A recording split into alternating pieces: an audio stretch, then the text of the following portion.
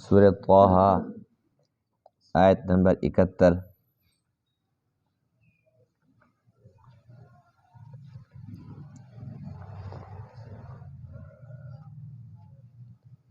اعوذ باللہ من الشیطان الرجیم، بسم اللہ الرحمن الرحیم۔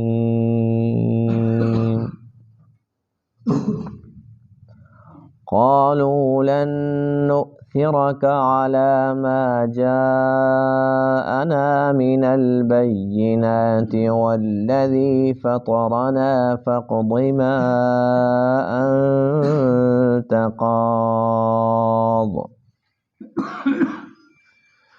إنما تقضي هذه الحياة الدنيا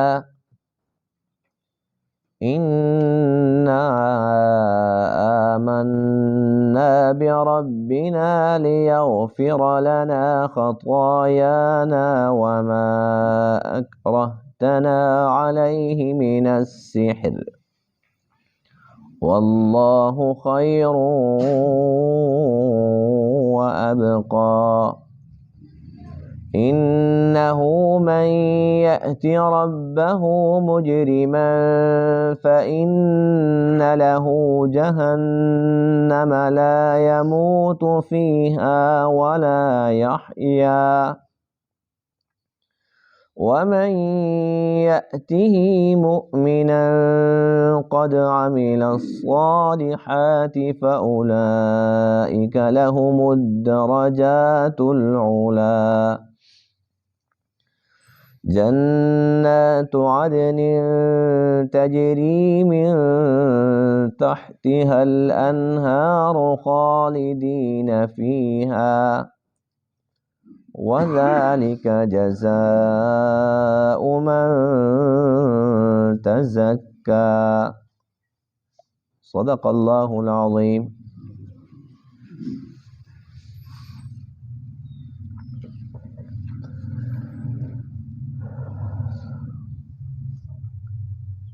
گزشتہ درس میں ذکر چل رہا تھا حضرت موسیٰ علیہ السلام کا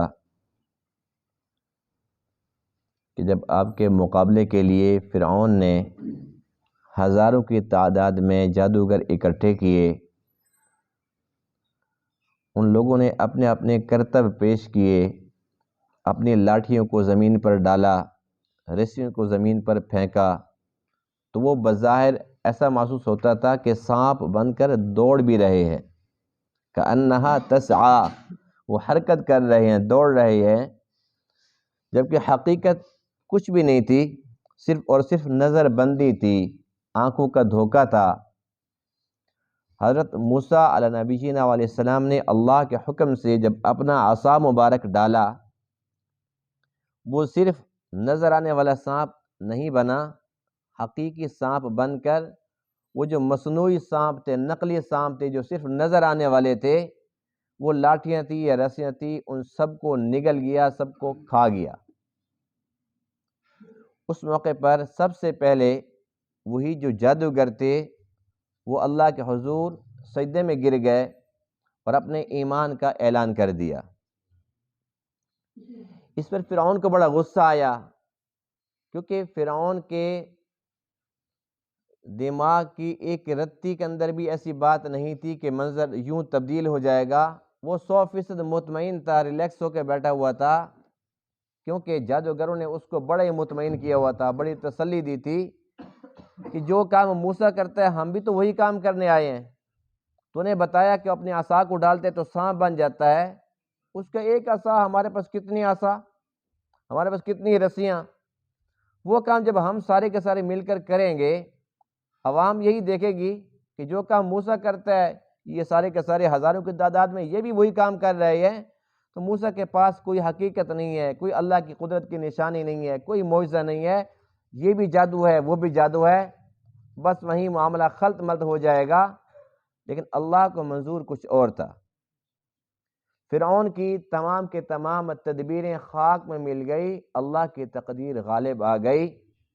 جب سب سے پہلے وہی جادوگر سجدے میں گر گئے، ان کی آنکھیں کھل گئی، اور ہزاروں کی تعداد میں جو جادوگر تھے جب وہ ایمان لے آئے تو جو ان کے چاہنے والے تھے، ان کے ماننے والے تھے، وہ کتنی تعداد میں تھے؟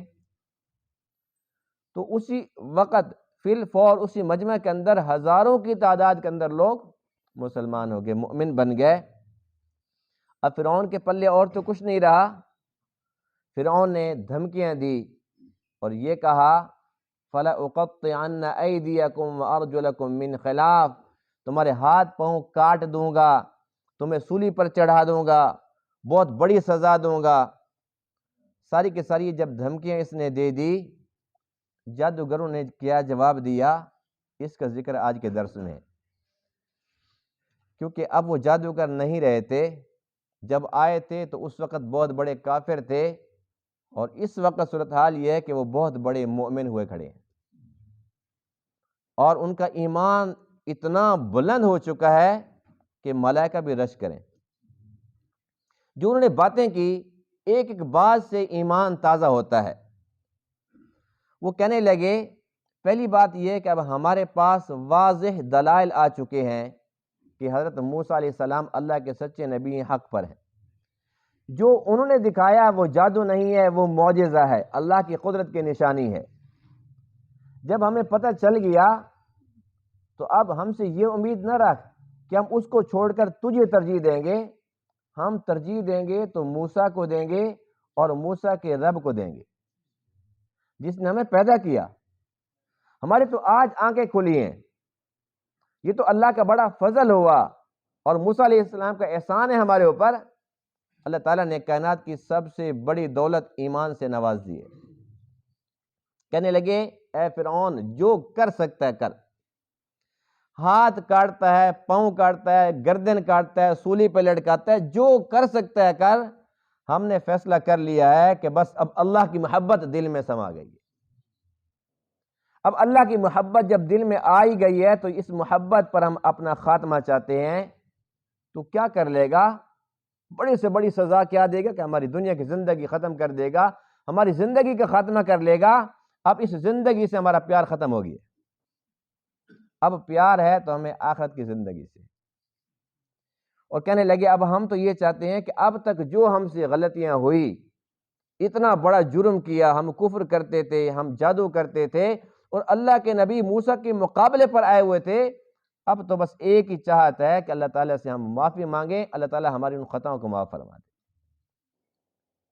اور کہنے لگے کہ اب ہمیں یہ بھی پتہ ہے کہ اللہ کے حضور جو مجرم بن کر آ گیا اس نے تو جہنم کی آگ میں جلنا ہے، اور جو بندہ جہنم میں چلا گیا وہ بھی کفر کی حالت میں، نہ وہ مرے گا نہ جیے گا وہاں۔ اتنی بڑی سزا ہے، ہمیں نہیں چاہیے دنیا کی زندگی، جو کرنا ہے تو کر۔ ہمیں یہ معلوم ہے جو اللہ کے پاس ایمان کی حالت میں جائے گا، جو کوئی نیکیاں کر کے جائے گا، اللہ تعالیٰ نے اس کو بڑا نوازنا ہے۔ اب تجھ سے تمغے نہیں لینے، اب تمغہ لینے تو اللہ تعالیٰ سے لینا ہے۔ وہ جب پہلے آئے تھے نا تب انہوں نے یہ کہا تھا کہ اگر ہم غالب آ گئے تو ہمیں کیا ملے گا؟ فرعون نے کہا اس وقت تم میرے مقرب بن جاؤ گے۔ اب چونکہ یہ جادوگر نہیں رہے، یہ مومن بن چکے ہیں، تو کہنے لگے کہ اے فرعون اب تیرا قرب نہیں، اب اللہ کا قرب چاہیے۔ تو یہ ایمان ہے۔ ایمان جب دل میں آ جاتا ہے پھر وہ اللہ تعالیٰ کا محبوب اور مقرب بندہ بن جاتا ہے۔ اسے پھر دنیا کے بڑے بڑے جابروں کی، فرعونوں کی، متکبروں کی، ظالموں کی کوئی پرواہ نہیں ہوتی۔ وہ یہ سمجھتا ہے کہ بس اب صرف اور صرف اوپر اللہ ہے اور نیچے میں اس کا بندہ ہوں، جو اس کی چاہت ہے میں نے وہی اپنانی ہے، اسی کے مطابق اپنی زندگی گزارنی ہے، جو میرا رب چاہے گا۔ اور وہ کوشش کرتا ہے کہ میں کوئی بھی ایسا کام کر کے دنیا سے جاؤں کہ جب اللہ کے پاس جاؤں تو سرخرو ہو کے جاؤں، اللہ کے پاس جاؤں تو شرمندگی نہ ہو، ندامت نہ ہو، دل مطمئن ہو کہ اللہ تعالیٰ نے اگر موقع دیا تھا تو میں نے ضائع نہیں کیا۔ تو یہ ایمان کی تاثیر ہے۔ ہم اللہ کا شکر ادا کرتے ہیں کہ الحمدللہ ہم مؤمن ہیں۔ سب کہتے ہیں الحمدللہ۔ قالو، وہ کہنے لگے، کون؟ وہ جادوگر کہنے لگے جو کہ اب جادوگر نہیں رہے، لن نؤثرک، ہم تجھے ترجیح نہیں دیتے علی ما جاءنا من البینات، اس پر جو ہمارے پاس واضح دلائل آ چکے، والذی، اور تجھے ترجیح نہیں دیتے اس ذات پر فطرنا، جس نے ہمیں پیدا فرمایا ہے، فقضی، تو فیصلہ کر، ما انت قاض، تو جو بھی کرنا چاہتا ہے، جو تیرے جی میں آتا ہے تو کر، انما تقضی هذه الحیات الدنیا، بے شک تو یہ دنیا کی زندگی ختم کر سکتا ہے، اس کے علاوہ تو کیا کر لے گا؟ انا آمنا بربنا، بے شک ہم تو ایمان لے آئے اپنے رب پر، لیغفر لنا خطایانا، تاکہ وہ ہماری خطاؤں کو معاف فرما دے، وما اکرہتنا علیہ من السحر، اور وہ جو تو نے ہمیں مجبور کیا جادو پر، اللہ تعالیٰ وہ بھی ہمیں معاف فرما دے، واللہ خیر، اور اللہ تعالیٰ بہتر ہے، وہ ابقا، اور باقی رہنے والا ہے، انہ من یأتی ربہ مجرما، بے شک جو بھی آئے گا اپنے رب کے پاس مجرم بن کر، فإن لہ جہنم، بس بے شک اس کے لیے تو جہنم ہے، لا یموت فیہا ولا یحیا، نہ اس جہنم کے اندر مرے گا اور نہ جیے گا، ایسی زندگی ہوگی، ومن یأتہ مؤمنا، اور جو کوئی اپنے رب کے پاس آئے گا ایمان کی حالت میں مؤمن بن کر آئے گا، قد عمل الصالحات، اور اس نے نیک اعمال بھی کیے ہوئے ہیں گے، فاولئک، یہی وہ لوگ ہیں، لہم الدرجات العلی، ان کے لیے درجے ہیں بلند، جنات عدن، رہائشی باغات، تجری من تحت الانہار، جن کے نیچے نہریں جاری، خالدین فیہا، اس میں رہیں گے ہمیشہ ہمیشہ، وذالک جزاء من تزکا، اور یہ بدلہ ہے اس کا جس نے تزکیہ کر لیا، اپنے آپ کو پاک کر لیا۔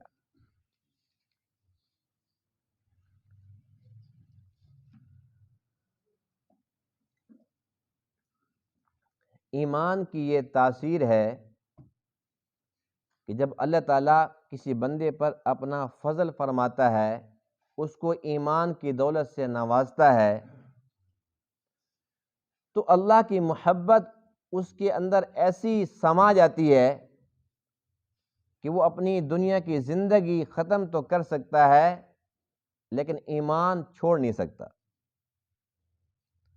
اور ایک نہیں، دو نہیں، 10 20 نہیں، بے شمار واقعات، کتابیں بھری پڑی ہیں ایسے واقعات سے، بالخصوص جو صحابہ کرام تھے جنہوں نے اس دور کے اندر ایمان قبول فرمایا، جب یہ کہنا کہ میں مومن ہوں بہت بڑا جرم سمجھا جاتا تھا، اور تکالیف کے پہاڑ کھڑے کر دیے جاتے تھے،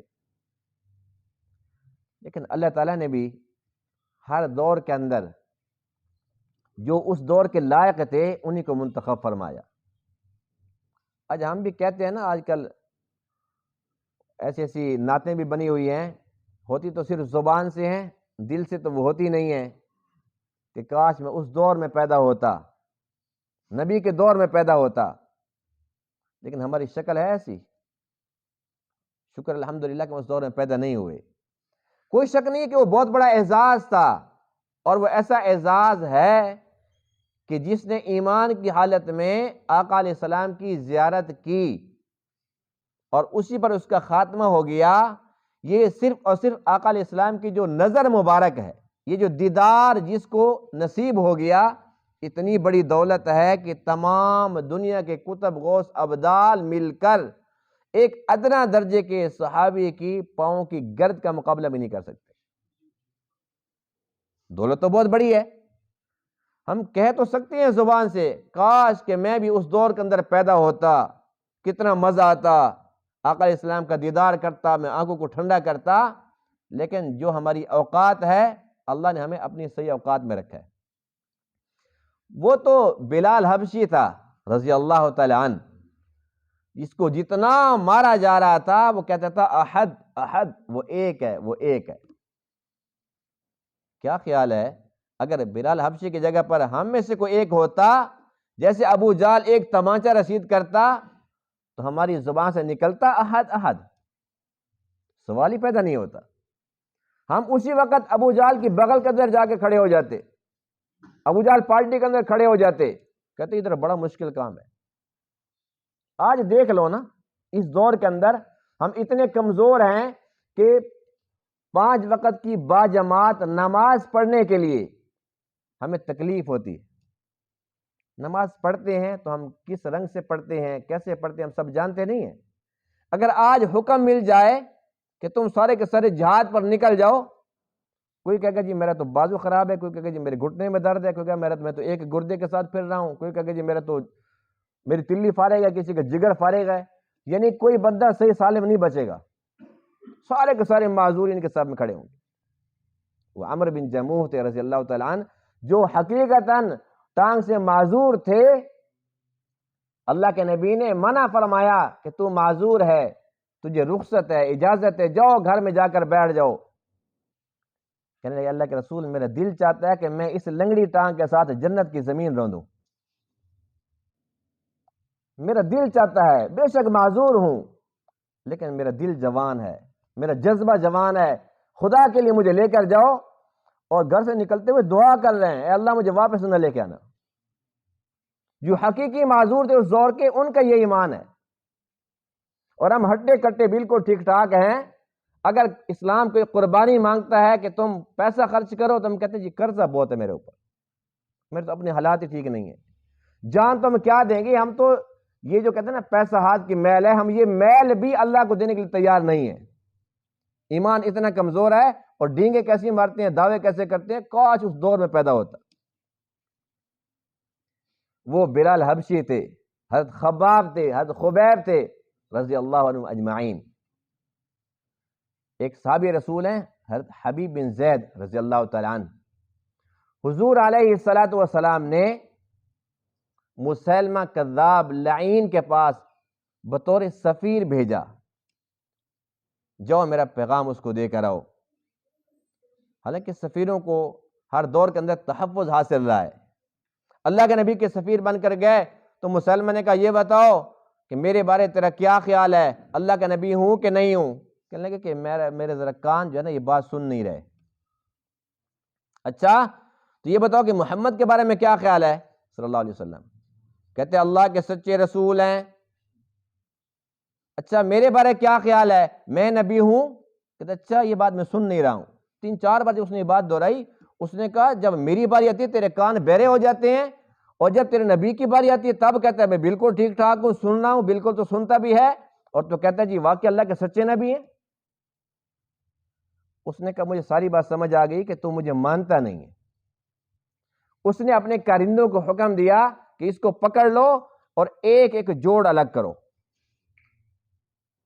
گردن نہیں کاٹنی، ایک جوڑ، 360 جوڑ ہیں انسان کے اندر، ایک ایک جوڑ الگ کرو، ایک انگلی کا حصہ کاٹو، پھر اس سے پوچھو، ہر جوڑ کاٹنے کے بعد میرے بارے پوچھنا، جتنے جوڑ کٹنے کے بعد بھی یہ مان جائے کہ ہاں مسلمہ بھی اللہ کا نبی ہے تو فوراً چھوڑ دینا، نہ مانے تو اس کو چھوڑنا نہیں ہے، ایک ایک جوڑ اس کا الگ کر دو۔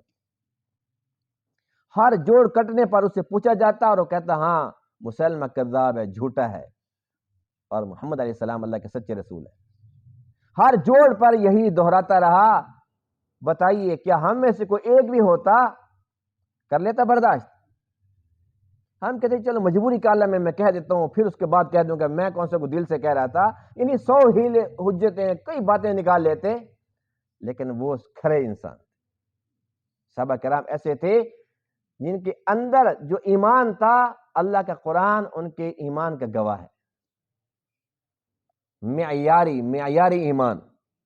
اللہ فرماتے ہیں کوئی ایمان لانا چاہتا ہے، اللہ نے اس دور کے کافروں کو کیا فرمایا؟ فَإِنْ آمَنُوا بِمِثْلِ مَا آمَنْتُمْ بِهِ فَقَدْ اهْتَدَوْا، ایمان لانا چاہتے تو ایسے لو جیسے یہ لے کے ہے۔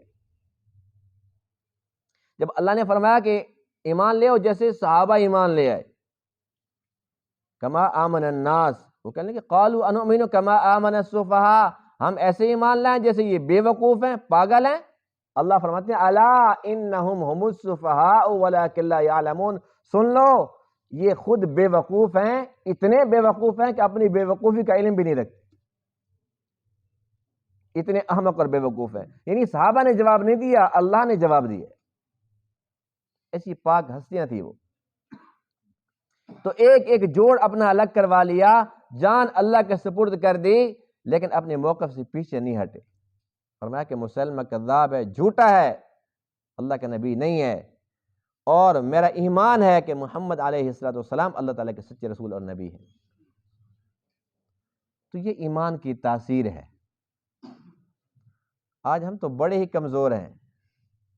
بہرحال اللہ تعالیٰ کی شان دیکھیے کہ یہ 15,000 یہ کم سے کم تعداد لکھی ہے، اس سے بھی زیادہ تعداد لکھی ہے، کم سے کم 15,000 کی روایت کو بھی ہم مان لیتے ہیں، تو 15,000 جادوگر جب آئے تیار ہو کر موسیٰ کے مقابلے پر، لیکن جب موسیٰ علیہ السلام کے ایک معجزے کو دیکھا تو فوراً اللہ کے حضور سجدہ ریز ہو گئے اور کہنے لگے آمنا برب ہارون و موسیٰ، ہم تو موسیٰ ہارون کے رب پر ایمان لا چکے۔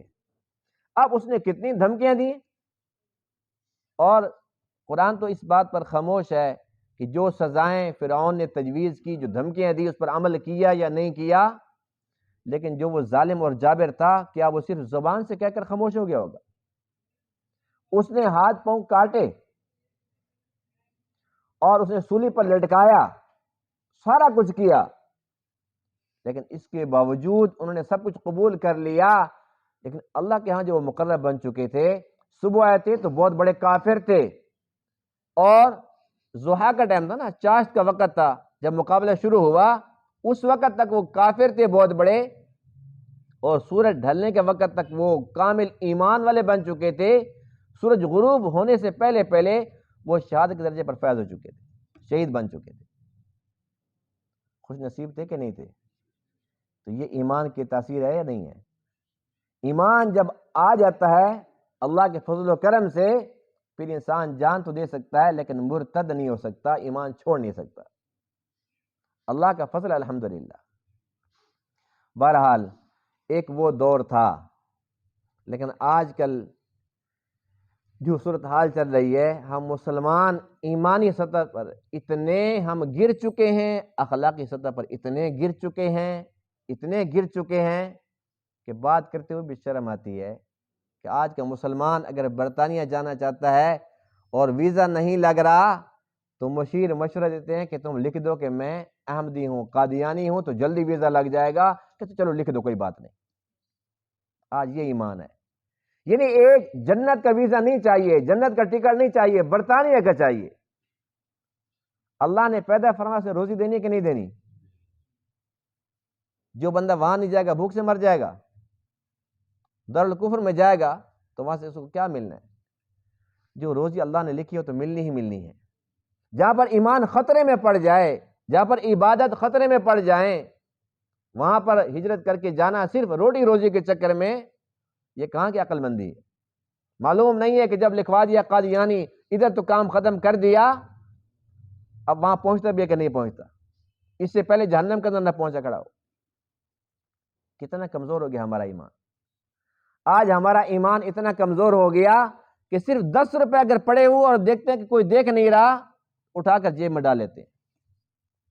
یعنی کہ 10 روپے کی یہ ویلیو ہے کہ ہمارا ایمان اتنا ہلکا ہو گیا ہے کہ 10 روپے پر ہم بیچنے کے لیے تیار ہیں اس کو۔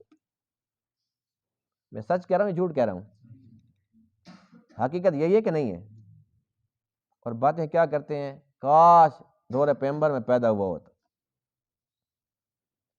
بہرحال ہم تو بہت ہی کمزور ہیں، اس وقت بہت ہی کمزور ہیں، اتنے کمزور ہیں کہ بس صرف اور صرف ایک نام کے مسلمان بنے ہوئے ہیں، ہمارے اندر ایمان ہے تو انتہا درجے کا کمزور ہے، حلال حرام سے ہم بچتے نہیں ہیں، مشکوک کی تو بات ہی الگ ہے، نظر آ رہا ہے کہ حرام ہے لیکن ہم آرام سے کھا جاتے ہیں، پی جاتے ہیں اس کو، ہمارا ایمان اس کو روکتا نہیں ہے۔ ایمان تو وہ تھا کہ جب حکم اترتا ہے کہ شراب حرام، جو پی لی وہ تو حلال تھی، اور میں کہ ابھی تک ہضم نہیں ہوئی، قے کر کے نکال دی۔ جب اللہ کو پسند نہیں ہے تو ہمارے اندر کیوں کھڑی رہے، جسم کا حصہ کیوں بنے؟ جب تک پتہ نہیں تھا تو نہیں تھا، یہ ایمان تھا۔ آج پتہ ہے کہ حرام ہے، کہتے ہیں یار اس کو چھوڑے کون، بکرا ہے بڑا ٹاپ کلاس کا، بکرا ہے، بکرے کھانے ہیں، بریانیاں کھانی ہیں، جیسی مل جائیں، حلال کی حرام کی، یہ ہمارا ایمان ہے۔ دوسری بات جو قابل توجہ ہے وہ یہ ہے، ایک اہم ترین بات عرض کر رہا ہوں، وہ یہ ہے کہ یہ جب جادوگر موسیٰ علیہ السلام کے مقابلے پر آئے، اللہ تعالیٰ نے ان کو ایمان کی دولت سے مالا مال کیوں فرمایا؟ اس کی وجوہات میں سے ایک وجہ یہ لکھی ہے. ایک تو میں نے گزشتہ درس کے اندر عرض کر دی تھی کہ جو بندہ فن کا ماہر ہوتا ہے اس کی باریکی کو وہ سمجھتا ہے.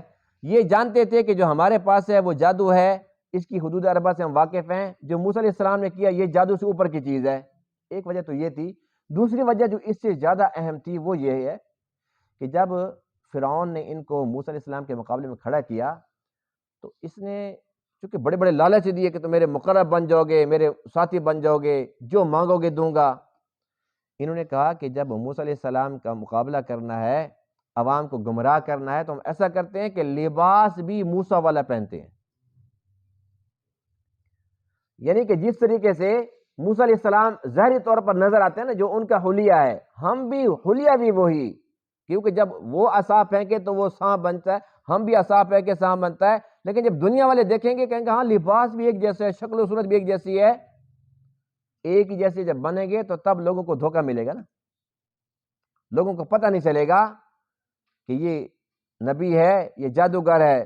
بظاہر تو لباس بھی ایک جیسا ہے، داڑھی بھی ایک جیسی ہے، سب کچھ ایک جیسا نظر آ رہا ہے. تو مفسرین کرام نے لکھا ہے کہ جب انہوں نے اپنے ظاہر کو موسیٰ جیسا بنایا، اللہ کی رحمت جوش میں آ گئی. جب اپنے ظاہر کو موسیٰ جیسا بنایا، اندر سے تو کافر ہیں، جادوگر ہیں، لیکن حلیہ بنایا نبی والا، اللہ کی رحمت جوش میں آ گئی کہ دیکھو کیسے پیارے لگ رہے ہیں، موسیٰ جیسے لگ رہے ہیں. اس ظاہر پر اللہ تعالیٰ کا فضل شامل حال ہوا، اس کی رحمت جوش میں آئی. فرمایا کہ جب میرے موسیٰ جیسے ظاہر میں بن گئے تمہارا باطن بھی پاک کر دیتا. اس سے ہمیں یہ سبق ملتا ہے کہ جو بندے اللہ کے نبی کا حلیہ اپنانے کے اندر سوچ و بچار میں پڑے ہوئے ہیں، نکل جائیں سوچ و بچار سے. اللہ کے نبی کا جو حلیہ ہے وہ اللہ کو بہت پسند ہے، اس میں کوئی شک ہے؟ کائنات کا سب سے حسین ترین چہرہ وہ آقا علیہ السلام کا ہے، اور اس پر داڑھی تھی یا نہیں تھی؟ اگر داڑھی خوبصورت نہ لگتی اللہ اپنے محبوب کو نہ دیتا. ایسی بات کہ نہیں ہے؟ اب اللہ کے نبی کے ساتھ تو عشق کے دعوے بھی کرتے ہیں، بڑا پیار ہے، جان بھی قربان کر دیں گے، لیکن ظاہری حلیہ آپ جیسا نہیں بناتے. اب اس دعوے کو کیسے ہم سچا مان لیں؟ اگر حقیقتاً عشق رسول ہے دل میں، اللہ تعالیٰ ہمیں نصیب فرما دے، تو کم سے کم یہ تو دیکھیں کہ اگر وہ جادوگر ہیں، وہ کافر ہیں، اگر وہ اس وقت کے نبی کا حلیہ اپناتے ہیں، اللہ ان کے باطن کو پاک کر دیتا ہے، ان کو سنوار دیتا ہے، اور ان کو اتنا بلند ترین مقام، رتبہ، شان عطا فرما دیتا ہے. ہم تو اللہ کے محبوب کی امت، اگر آج ہم اس کے محبوب کا حلیہ اپناتے ہیں، اپنے ظاہر کو ایسا کرنے کی کوشش کر لیتے ہیں، ہے تو نقل. وہ اصل اور ہم نقل. ہم اگر اپنے اخلاق اچھے کر لیتے ہیں اللہ کے نبی کے اخلاق جیسے، تو یہ نقالی ہے، نقل ہے. اللہ کے نبی کے اخلاق اصل ہیں. اگر ہم آقا علیہ السلام جیسی نماز پڑھتے ہیں کہ جیسے آپ علیہ السلام نے پڑھی، ہم بھی ایسے ہی پڑھیں گے، ہماری نقل ہوگی، وہ اصل تھی.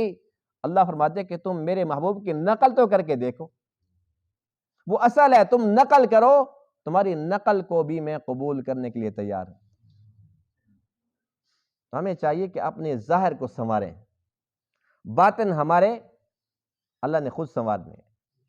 ہم ظاہر اللہ کے نبی جیسا کر دیں، جیسے آپ علیہ السلام کا لباس مبارک تھا، جس طریقے سے آپ کی داڑھی مبارک تھی، آپ کا کھانا پینا، اڑنا بیٹھنا، سونا جاگنا، سب کچھ موجود ہے الحمدللہ، ایک ایک ادا محفوظ ہے.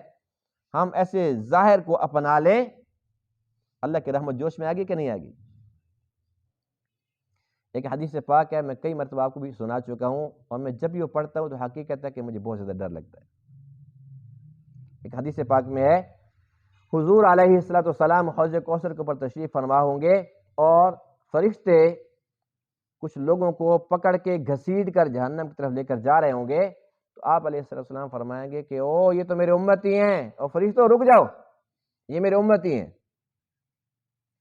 فرشتے رک جائیں گے، تو آپ فرمائیں گے کہ یہ تو میرے امتی ہیں، چھوڑ دو ان کو.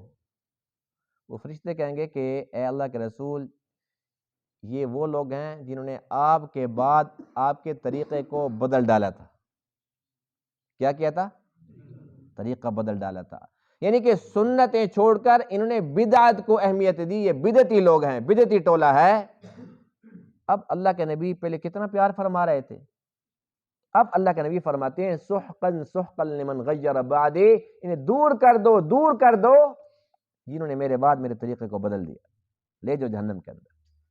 اب یہ وہ لوگ ہوں گے اگرچہ بدعتی لوگ ہیں لیکن حلیہ پھر بھی سنت کے مطابق، یعنی کہ ظاہری ان کا جو حلیہ تھا اللہ کے نبی نے پہچان لیا، تب فرمایا کہ ہاں یہ تو میرے امتی ہیں.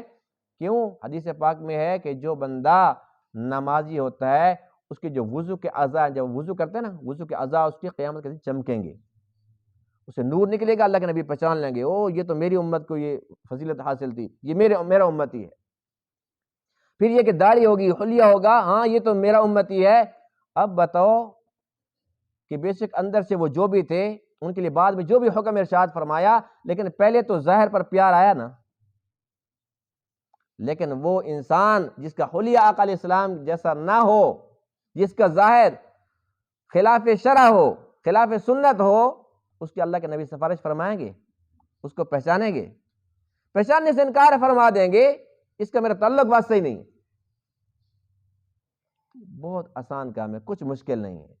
اپنے دل کو سمجھانے والی بات ہے کہ اگر انسان کا داڑھی رکھتا ہے تو کیا ہوتا ہے؟ بتاؤ، داڑھی کیا کسی سے منع کرتی ہے؟ کیا کہتی ہے تم دکان چھوڑ دو؟ داڑھی کیا کہتی ہے تم کاروبار چھوڑ دو؟ داڑھی اگر کہتی ہے تم جھوٹ چھوڑ دو تو داڑھی نہ ہو تو پھر بھی تو مومن پر لازم ہے کہ جھوٹ چھوڑ دے. اگر داڑھی کہتی ہے کہ ناپ تول کے اندر تم کمی نہ کرو، ڈنڈی نہ مالو، داڑھی نہ بھی ہو حکم تو پھر بھی وہی ہے. اس لیے داڑھی کسی کام سے منع نہیں کرتی، اللہ کے نبی کی محبت نصیب ہوتی. تو ہمیں چاہیے کہ اپنے ظاہر کو سنواریں، اللہ کے نبی کا حلیہ اپنائیں. اللہ تعالیٰ اپنے محبوب جیسے حلیے کو جب دیکھتا ہے تو اس کی رحمت جوش میں آ جاتی. اب انہوں نے ایک بہت پیاری بات کی کہ انہوں نے جو پہلے جادوگر تھے اور اب کامل الایمان بن چکے ہیں، کہتے ہیں اے فرعون جو اللہ کے حضور مجرم بن کر آئے گا اس نے تو جہنم کے آگ میں جلنا ہے، اور جو مومن بن کر آئے گا اس کے تو درجے بلند ہیں. پہلے ہم لالچی تھے، دنیا کے بھوکے تھے، تجھ سے ہم عہدے مانگ رہے تھے، تیرا قرب مانگ رہے تھے، اب ہمیں تیرے عہدے بھی نہیں چاہیے، تیرا قرب بھی نہیں چاہیے، اور تجھ سے تیرے خزانے بھی نہیں چاہیے، ہمیں کچھ چاہیے نہیں. اس وقت جو ہماری صورتحال ہے، ہمارے اندر کا جو ایمان ہے وہ ہمیں یہ سمجھاتا ہے کہ بس اب صرف اور صرف اللہ کی محبت لے لو، اللہ کی محبت چاہیے. اللہ کی محبت بہت ہی پیاری چیز ہے. اللہ فرماتے ہیں وَذَلِكَ جَزَاءُ مَن تَزَكَّىٰ، یہ بدلہ اس کا جس نے تزکیہ حاصل کر لیا، اپنے آپ کو پاک کر لیا. ابھی میں عرض کر چکا ہوں کہ تزکیہ اندر کی دھلائی کو کہتے ہیں، باطن کی پاکی اور صفائی کو کہتے ہیں. یہ تو تب پاک ہوگا نا جب وہ ہمارا جو ظاہری حلیہ ہے ہم اس کو تو ٹھیک کریں. ظاہر کو ہم ٹھیک کریں گے، ہم اس کے مکلف ہیں، اللہ ہمارے باطن کو ٹھیک کر دے گا. حضور علیہ السلام کی جو ڈیوٹی تھی اس میں ایک یہ ڈیوٹی تھی کہ آپ اللہ کے کلام کو لوگوں کے سامنے پڑھ پڑھ کے سناتے تھے، وَيُزَكِّيهِمْ، اور تزکیہ فرماتے تھے. اللہ کے نبی نے صحابہ کا ایسے تزکیہ فرمایا، ایسے ان کو اندر سے پاک فرما دیا کہ اللہ کا قرآن کہتا ہے اولئک هم الراشدون، وہ سراپا رشد و ہدایت ہو گئے، وہ پاک ہو گئے. تو ہمیں بھی چاہیے کہ ہم اپنے تزکیے پر تھوڑی سی توجہ دیں. اگر تھوڑی سی بھی توجہ دیں گے، ویسے تو تزکیہ جو ہے وہ ذمہ داری کس کی ہے؟ یہ جو خانقاہوں کے اندر اللہ والے بیٹھے ہیں، یہ روحانی طبیب ہیں، روحانی ڈاکٹر ہیں، ہم ان کے پاس جائیں، ان کو بتائیں کہ میرے اندر تکبر کی بیماری ہے، غلاظت حسد کی، چغل خوری کی، حرام خوری کی، بد نظری کی، میرے اندر یہ بیماریاں ہیں، یہ کیسے دور ہوں گی؟ وہ نسخے بتائیں گے. ان نسخوں کو اپنائیں گے تو ہمارا تزکیہ ہو جائے گا. اور اس کا آسان طریقہ یہ بھی ہے کہ انسان کثرت کے ساتھ اللہ کا ذکر کرے، استغفار کرے، اور اس کے ساتھ ساتھ مراقبہ کرے. یعنی کہ تنہائی کے اندر بیٹھ کر وہ زیادہ نہیں 10 سے 15 منٹ وہ مراقبہ کرے، اس کے اندر اپنا محاسبہ کرے کہ میں دنیا میں کیوں آیا، کیا کرنا تھا، اور پھر اس کے بعد جب جاؤں گا تو آگے میرے ساتھ کیا ہوگا. صبح سے لے کر شام تک اب تک آج میں نے نیکیاں کتنے کی ہیں، گناہ میں نے کتنے کیے ہیں. آخرت کے لیے کتنی کوشش کی، دنیا کے لیے کتنی کوشش کی. یہ صرف تھوڑا سا وقت اگر 10-15 منٹ کو بندہ نکال لے تو اس کا تزکیہ ہو سکتا ہے. اگر پھر بھی معاملہ کنٹرول میں نہ ہو، معاملہ سنبھل نہیں رہا، تو قبرستان چلے جایا کرے. وہاں جا کر تصور کے اندر بیٹھ جا کے بند کر کے کہ یہ سارے کے سارے لوگ بڑے بڑے بزنس مین تھے، بڑے بڑے تاجر تھے، بڑے بڑے دکاندار تھے اور بہت وڈیرے بنے ہوئے تھے. یہ کہتے تھے کہ ہماری مرضی کے بغیر کسی کی چٹھی نہیں کھول سکتی. جب یہ بولتے تھے تو دنیا خاموش ہو کر ان کی باتیں سنا کرتی تھی. آج سارے کے سارے خاموش پڑے ہوئے. میں نے بھی یہی آنا ہے اور میرے ساتھ بھی یہی کچھ ہونا ہے. دنیا میں جب تک تھے ان میں سے کتنے ایسے تھے جو نماز نہیں پڑھتے تھے. آج یہ چاہتے ہوں گے کہ کاش ان کو موقع مل جائے کہ دو رکعت نفل ہی پڑھ لیں، لیکن نہیں پڑھ سکتے. پھر انسان سوچے کہ آج میرے پاس تو مہلت ہے، میں پڑھ سکتا ہوں، تو میں کیوں نہ پڑھوں. تو یہ چند ایک طریقے ہیں تزکیے کے. اگر انسان تھوڑی سی کوشش کرے اپنے اندر کو بھی وہ سنوار سکتا ہے. کوشش کریں گے کہ نہیں کریں گے؟ اللہ تعالیٰ تمام باتوں کو سمجھنے عمل کرنے کی توفیق عطا فرمائے. وآخر دعوانا الحمد للہ رب العالمین.